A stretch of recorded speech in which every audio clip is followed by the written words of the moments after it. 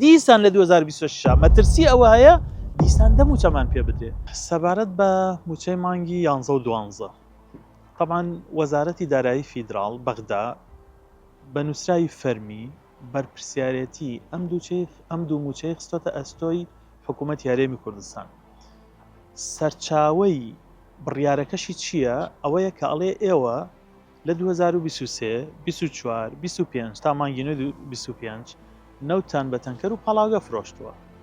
هەموو ئەم نەوتەی لە هەرێمی کوردستان بە تەنکەر و پاڵاوگە فرۆشراوە لەسەر بودجەی هەرێمی کوردستان حساب کرا، واتە بەشی بودجەی هەرێمی کوردستان بە قەبارەی فرۆشتنی ئەو نەوتە بە تانکەر و پاڵاوگە کەم کراوەتەوە کە خەمڕێنراوە بە نزیکەی 13 تا 14 تریلیۆن دینار. ئەگەر نیوەی بۆ حەقدەسی کۆمپانیاکان ئەژمارکەین خۆ ئەبێ نیوەی دیار بێت لە هەرێمی کوردستانە 6 تریلیۆن و نیوی دیار بێت کە بەشی 6 موچەشەکە هیچی دیار نییە. ئەمە بۆ چوونەکەی وەزارەتی دارایی فیدراڵە.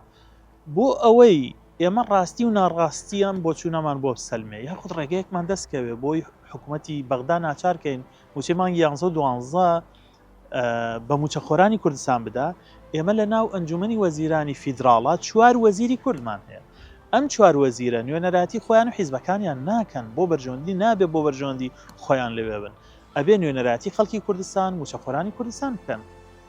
داواکەمان ئەوەیە ئەوان یەکەم فشارکەن، دووەم پلان و بەرنامەیەک دابنێن کە موچەیە خەرج بکرێ، یان لە بەردەم سەرۆکاتی ئەنجومەنی وەزیرانی حکوومەتی فیدراڵە کۆنگرێکی ڕۆژناوانی بگرن بۆ میدیای عێراقی و کوردی بە زمانی عەرەبی بە ئاشکرا ئەگەر پێیان وایە خەتای بەغدایە بەڕوونی بڵێن ئەم ستەمەی لە هەرێمی کوردستانەکرێ خەتای وەزارەتی دارایی فیدراڵە، خەتای حکوومەتەکەی خۆیانە کە محەممەد شیع سوودانی سەرۆکێتی.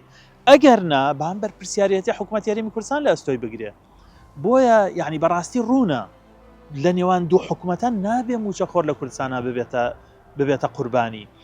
کە باسی موچەکەین باسی موچەی 8 ملیۆنی و ئەوانە ناکەین، باسی موچەی کەمەندامەکەین 150,000، باسی موچەی مامۆستایەکەین 500,000 700,000 ئەو پەڕەکەی ملیۆنێکە، باسی موچەی خانشینێکین 400,000 کە سوکاری شەهید مناڵی شەهید 400-500,000 لە ساڵێکە دووجار وەری نەگرێ بەچی بژینەوە خەڵکە. بۆیە مەستەمێکی زۆر گەورەیە نابێ هەر ساڵێک دیسان مانگی موچەخۆر لە کوردستانە 9 مانگ و 10 مانگ بێ. و پاشان حکوومەتی هەرێمی کوردستان بەشێک لە موچەخۆران کە نزیکەی 40,000 موچەخۆری مامۆستا و فەرمانبەری گرێبەستن زۆرینەی زۆریان لە وەزارەتی بەرەودە خوێندنی باڵان، ئەمانە کە موچەیان پێ ئەدرێ لە داهاتی ناوخۆ پیان ئەدرێ.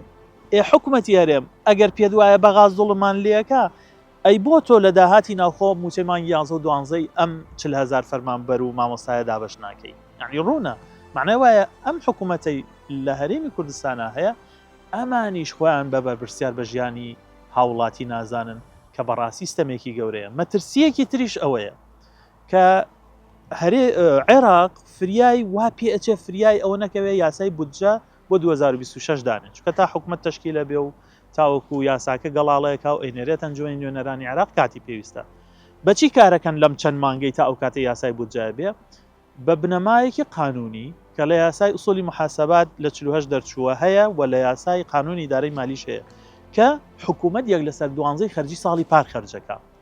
ساڵی پار ساڵی 2025 هەرێمی کوردستان دەموچە وەرگرتووە، واتە دیسان لە 2026 مەترسی ئەوە هەیە دیسان دەموچەمان پێ بدرێت. بۆیە فشارکردن بۆ ئەوەی موچەی مانگی 11 و 12 دابەش بکرێ یا حکوومەتی هەرێم یا حکوومەتی بەغا بچێتە ژێرباری بەرپرسیارەتیەکە زۆر گەورەیە، هەر تەنها بۆ 2025 نیە بۆ 2026.